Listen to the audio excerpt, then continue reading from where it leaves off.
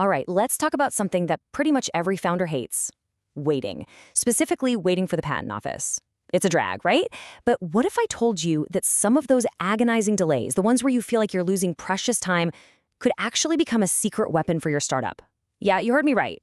We're going to explore how that frustrating wait can be turned into a powerful advantage. I mean, we're all taught to think that delays are the enemy. Every single day that you're waiting for your patent feels like a day your competition is catching up. But is that really the whole story? Is it always a bad thing? Well, we're about to challenge that whole assumption.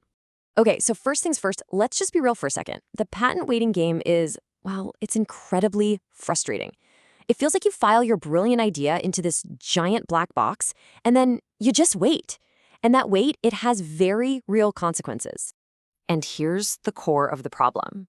That 20-year clock on your patent, it starts ticking the day you file, not the day it finally gets granted. So, like you can see on this timeline, all that time the USPTO is just processing your application, which can take years, is literally eating away at your period of exclusive rights. You're losing time before you even get out of the starting gate. So this leads to this very common and frankly very logical belief. Every day you spend waiting is a day of protection that you're never ever getting back. It feels like your most valuable asset is losing value before you can even use it. But what if that belief is wrong? Because it turns out not all delays are created equal. Nope. In fact, there's a type of delay that you might actually want to happen. It's like a quiet little advantage that's hidden right inside the patent system itself. Let me introduce you to something called Patent Term Adjustment, or PTA for short. This is the absolute game changer. Think of PTA as the system's own fairness policy.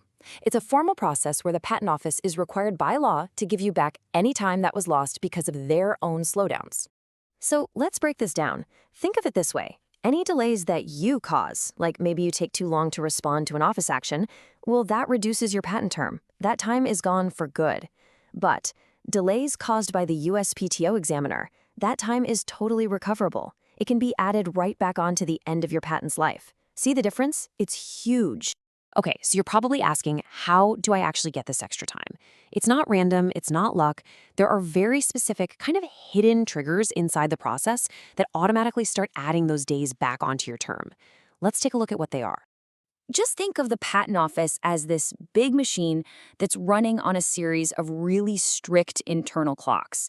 PTA gets triggered anytime that machine misses one of its own deadlines that are mandated by law. You're essentially holding the system accountable to its own rules. Here are the three big ones, the most common triggers. First up is the 14-month rule. If the patent office takes more than 14 months to send you your first official response, boom, you start earning time back. Then there's the 4-month rule. After you send them a reply, if they take more than 4 months to get back to you, boom, you earn more time. And finally, the post-payment rule. Once you pay that final issue fee, if they take more than 4 months to officially grant the patent, you guessed it, you earn that time back too. But, and you really need to hear this, there is a catch, and it is a big one. When your patent is finally issued, the USPTO gives you its own PTA calculation. And, well, they can get it wrong. They can miscalculate, they can fail to credit certain delays, and if you just accept their number without checking it, you could be leaving months, maybe even years of patent life on the table. So why does all this technical stuff matter? Because this isn't just about legal details. This is all about turning that patience into profit. It's about connecting this extra patent time directly to the actual value of your business. It really all boils down to this. When your intellectual property has more time on the clock, it just flat out holds more value. A longer patent term isn't just a number. It's a more valuable asset that directly changes how investors, partners, and even your competitors see your company. So let's break down what that leverage looks like.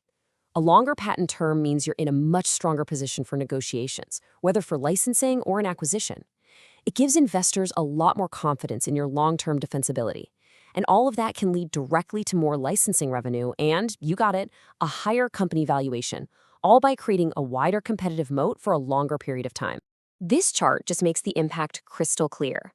That first bar, that's your company's valuation with a standard patent term. But just look what happens when you add only one extra year through PTA. That jump in value is significant. And think about it, that extra year at the very end of your patent's life could be your most profitable one when your product is mature and dominating the market. Ultimately, this whole thing comes down to a fundamental shift in your mindset. You have to stop being a passive waiter in the patent process and start becoming a proactive player. This is the key takeaway. If you remember one thing, it's this. Stop obsessing over the time you're losing while you wait. Instead, start tracking the time you are earning every single time the USPTO misses one of its deadlines. You have to see the delay not as a frustration, but as an accumulation of future protection. So here's your action plan. Step 1, from the moment you file, track those key deadlines. Step 2, when your patent finally issues, don't just celebrate. The very first thing you should do is carefully review their PTA calculation.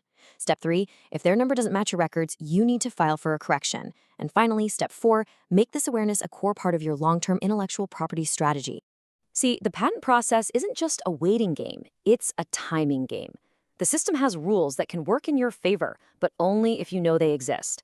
So the real question is, now that you know the rules, how are you going to play the game?